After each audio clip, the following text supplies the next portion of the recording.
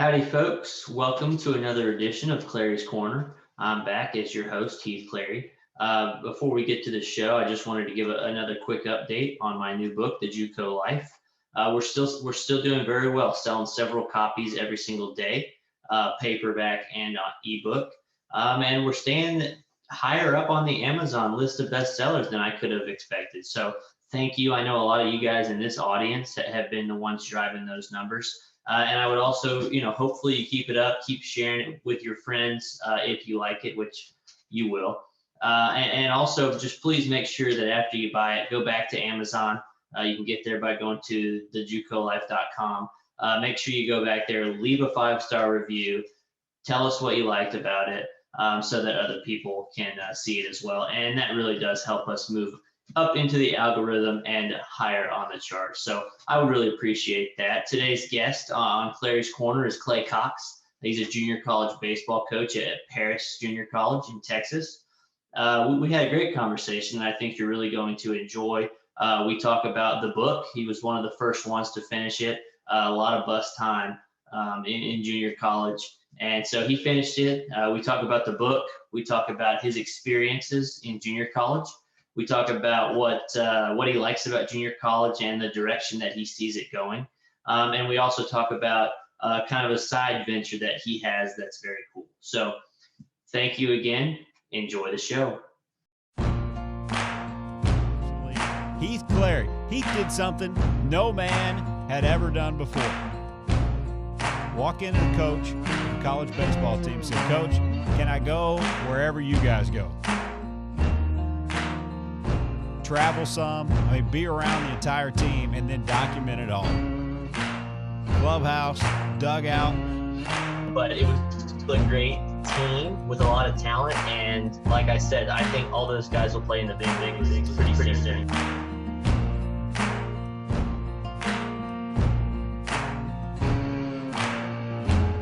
All right, now we welcome in Clay Cox. He's the head coach at Paris Junior College, been there for 5 years. How's it going today, Coach? Good. How are you doing? Doing great. Just wanted to, first of all, say thank you. You were one of the first ones to finish my new book, the JUCO Life. What did you think about it? And do you think it really said a good story about junior college baseball?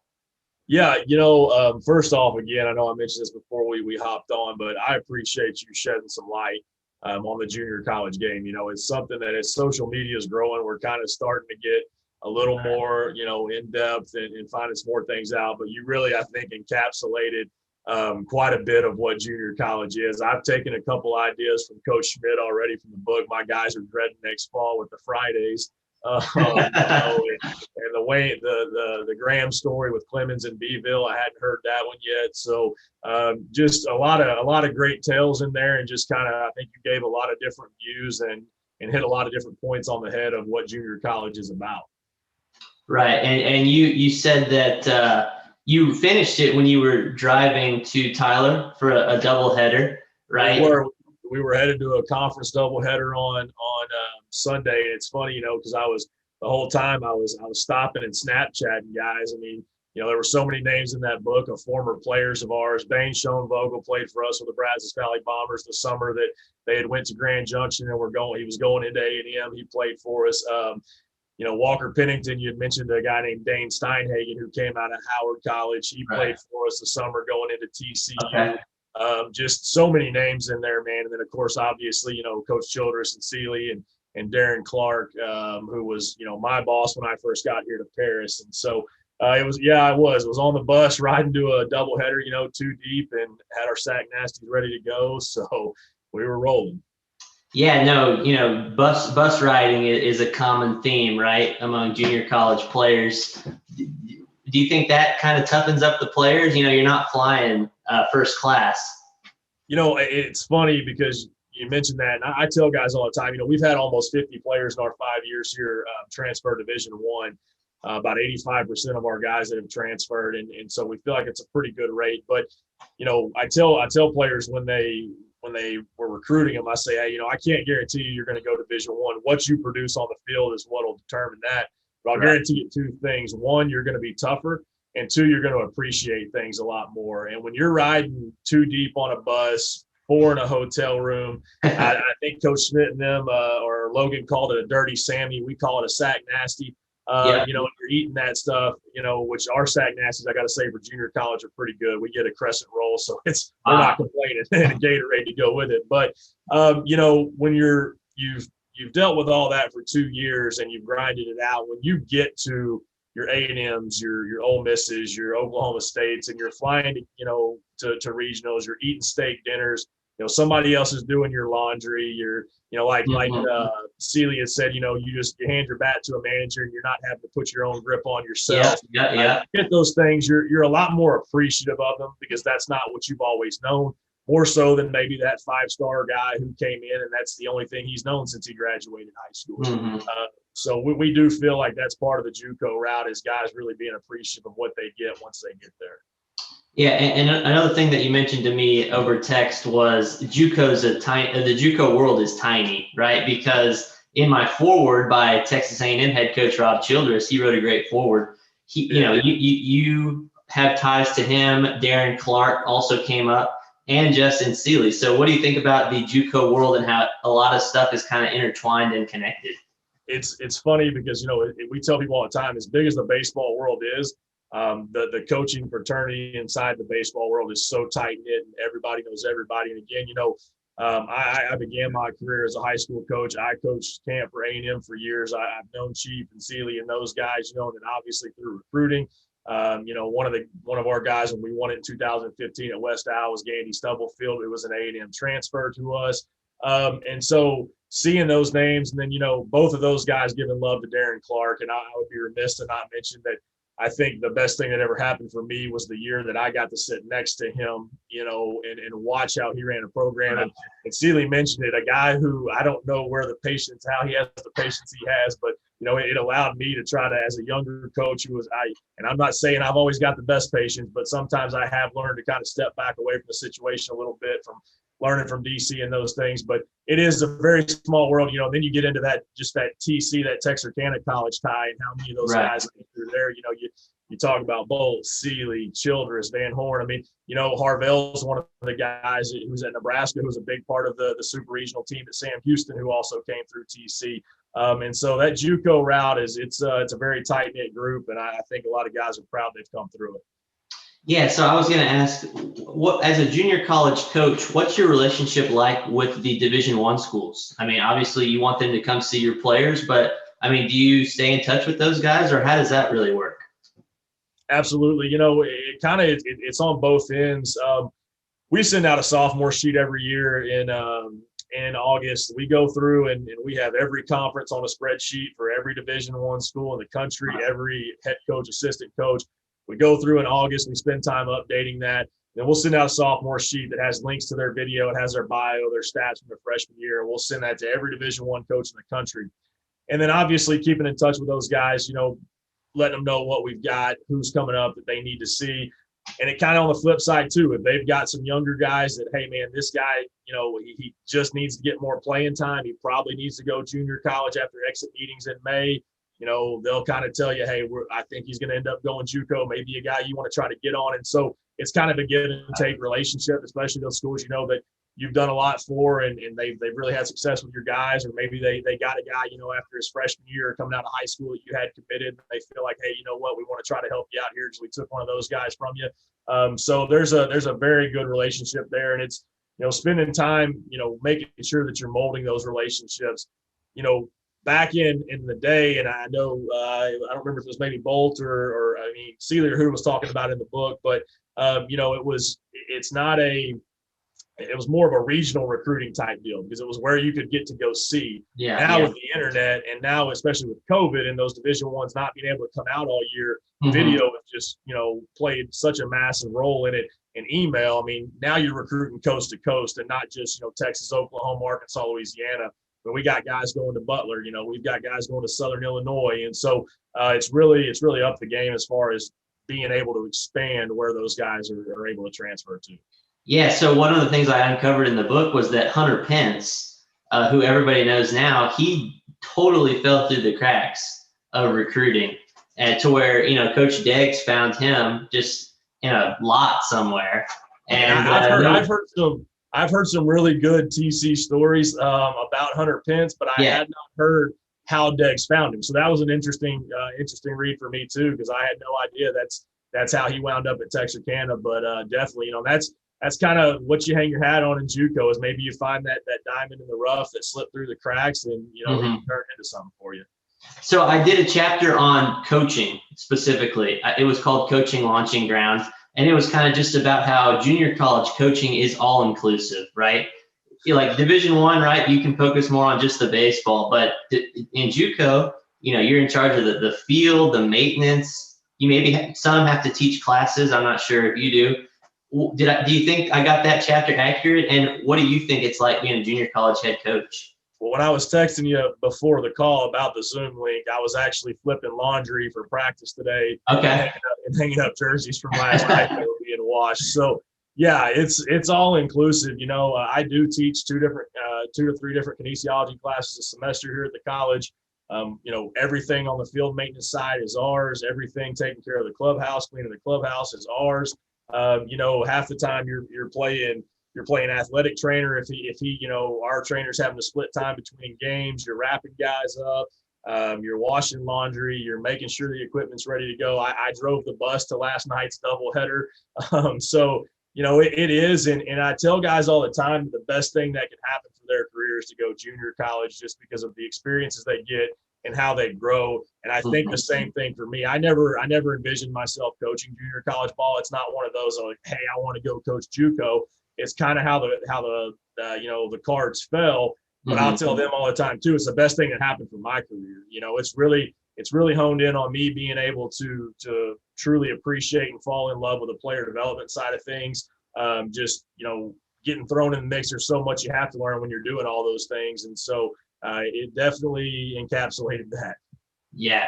So you graduated from A&M, right? I did. Which is also where I went. In 2007, what were your coaching stops? Where are some places that you coached before you got to Paris? So I was 2007. I took a victory lap and got out in 08. I didn't want to leave just yet. But I actually worked in the ops department for the football team when I was in school at A&M in the Coach Fran days. And then I had some opportunities to go coach GA, with Division I football, and I wanted to get out because I wanted to coach baseball and football. And so I went to a little 1A high school just outside of Texarkana, actually, called James Bowie High School. Was there for 2 years. I went to Jacksboro High School out by Wichita Falls for years, the head baseball coach. Kind of got back to the Central Texas area in Rockdale. And at that point in time, I was at a point where I said, you know what, I want to coach college baseball. I can give up the football side of it. And I was fortunate enough, I sent out about 300 blind emails. I had not very many contacts in the college game. And I got a lot of no replies. I got a few, hey, you're on the right track, but we don't have anything. And then I got one yes, and that was at the University of West Alabama. Coach Rundles brought me on. He wanted to recruit Texas. And while I was a GA, they didn't treat me like a GA. I mean, I ran the infield. I was on the road recruiting. I mean, I was a full-time coach basically. And so I spent 2 years there GA-ing, and that's kind of, I spent 3 summers with the Brazos Valley Bombers there in Bryan College Station. And I went back into that second summer with the Bombers without a job and figured it would work out. And sure enough, Darren had an opening and hired me. And so, from there, I've been sitting here. Yeah, no, that's great. I saw in your bio that you started at high school, but that's pretty cool ascension. Talk about the talent level that you see at junior college. I don't think a lot of people, even serious baseball fans, probably don't know anything about the talent level at junior college. And how have you seen it progress in the last few years? I think that's where we're starting to get away from the stigma that a lot of people kind of had that assumption that junior college baseball is a lesser level of baseball. I think with social media, you had Brian Sikowski in the book numerous times. Brian does a great job, good friend of mine. He covers the JUCO game from coast to coast. Noah Sharp, JUCO route. There's a lot of people on social media have truly started to give us that attention, and so it's really grown. I mean, you see Luke Little from Sanjack on there throwing over 100 from the left side, and guys like JUCO kid. And so my opinion is, and I tell guys all the time, if you're in Region 14, which is our region, we're in the East, Sanjack, and Blinn, Wharton, Alvin, Galveston, Yep. those guys are in the South, and we'll meet in the regional tournament. But in Region 14, if you're putting up numbers as a hitter, Division I coaches know, well, hey, he's doing it against a lot of Division I type arms, and vice versa for the pitchers. They're facing a lot of Division I hitters. There's so many Division I players that come out of this conference. And so the talent level, I think with COVID and all these rosters shaking out too, I think it's going to get even more, it's going to get deeper, which has been said for a while now. But I think even more so than just the rosters being log jammed and guys leaving. With junior college, they already gave our guys this year their year back. They announced that in the fall. So last year and this year don't count. So what I would have a typical sophomore, a second-year guy with me right now, he's going to be 21 going into his 4-year school as a junior in college, and he's going to have 4 years of eligibility left. So a 21-year-old that's got 300 at-bats, that's physically mature, has the same amount of eligibility as a high school freshman. Those mid-majors are really going to make a living, I think, on that, and I think that's going to have a lot of those freshmen going junior college more so than maybe they would have in the past, just because now you're going to run into a junior that, hell, he could have his master's by the time he leaves, and have the same kind of eligibility. So it's really just the COVID thing is really just a lot to be seen and be shaken out. There's been a lot of assumptions. We've all kind of said, hey, we think it's going to be this and that, but I think time's only going to tell.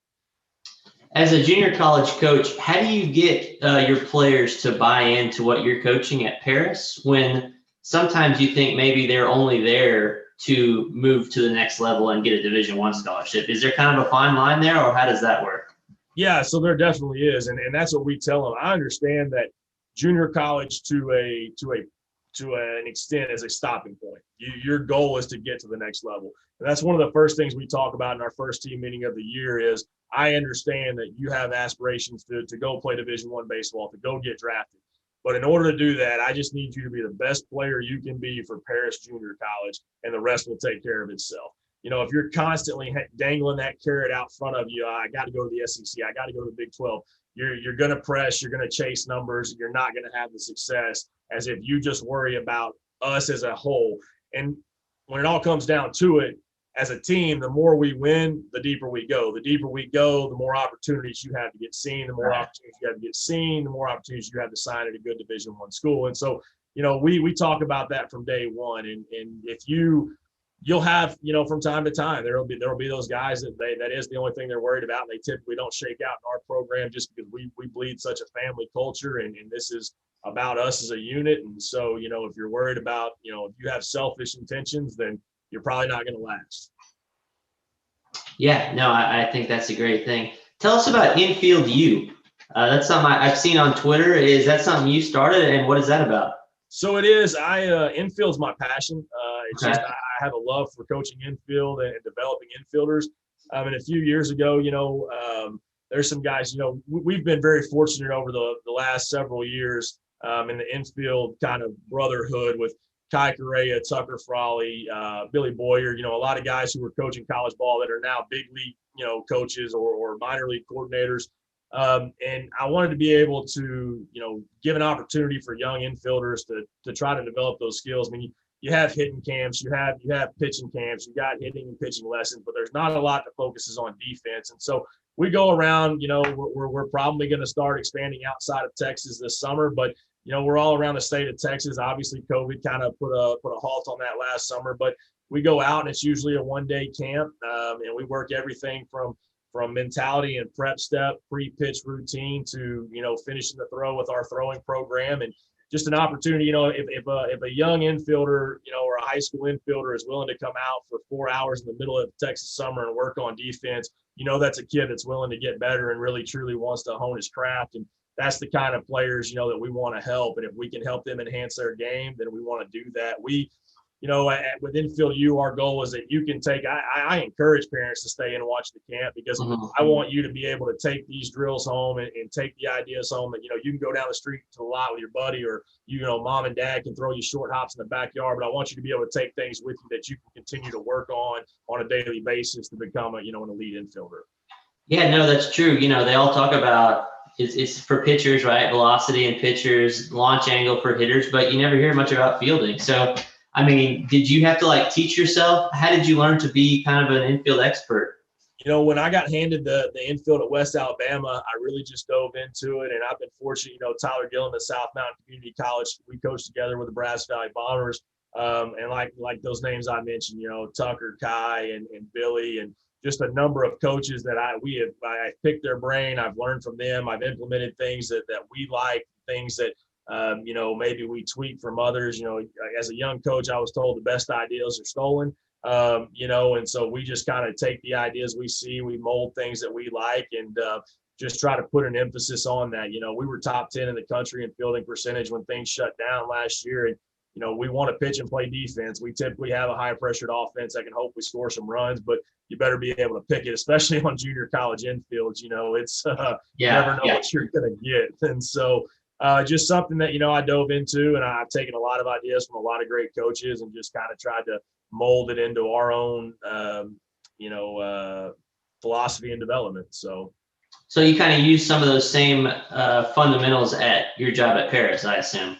Absolutely. Wow. And guys will tell you our infielders probably get a little more one-on-one and a little more love than some of the others, but we want to make sure that we can pick it behind those pitchers, and they have confidence in those guys when they get a ground ball that we're going to make a play. And so we do, we pride ourselves on defense here at Paris. Where can people go to see you on Twitter or maybe a website to get access to you and Infield U? So it's at Coach Cox 19 on Twitter, and then infieldu.com, just www.infieldu.com. Hopefully within the next month or so, we'll be posting all our spots that we're going to be hosting camps this summer. We'll probably do one there in the Brazos Valley. We'll do, a few in the Houston area, San Antonio, Austin, kind of try to bounce around the hubs a little bit. But, either one of those are a good place to get a hold of me, or, ccox@parisjc.edu. Whether it's, questions about the JUCO route or anything, we're always here trying to help players grow. And if a player wants to go play, it may not be here, but if we can help somebody, we want to do that. Yeah, no, thank you again, Coach. I think that's all I got for you. Thank you again for reading the book and joining us today. So have a good one. I appreciate it. Thank you very much, and keep doing a great job. I've enjoyed both your reads so far. Hey, thanks, Coach. Thank you for watching that episode of Clary's Corner. I hope you enjoyed it. Now you have to go to thejucolife.com to check out, learn more about my book, The JUCO Life. Even though it is not a huge topic, junior college baseball, it still is one that's very important to college and professional baseball teams. And really, there's never been a book like mine to dive into everything, every aspect of JUCO baseball, what makes it so special, so pure, and so beneficial. So again, that website is thejucolife.com to go learn more about my book. And definitely after you buy it, go review it on Amazon. Hopefully it's 5 stars. And then go be a force multiplier. Go tell a couple other people that you know who like baseball or sports in general about the JUCO Life. Share the website with them, because I promise you they will enjoy it as well. Also, don't be afraid to share it on social media. Subscribe to the show if you like Clary's Corner. Share it with family members too, and so that you never miss an episode. Thank you very much. This is Heath Clary with Clary's Corner. God bless.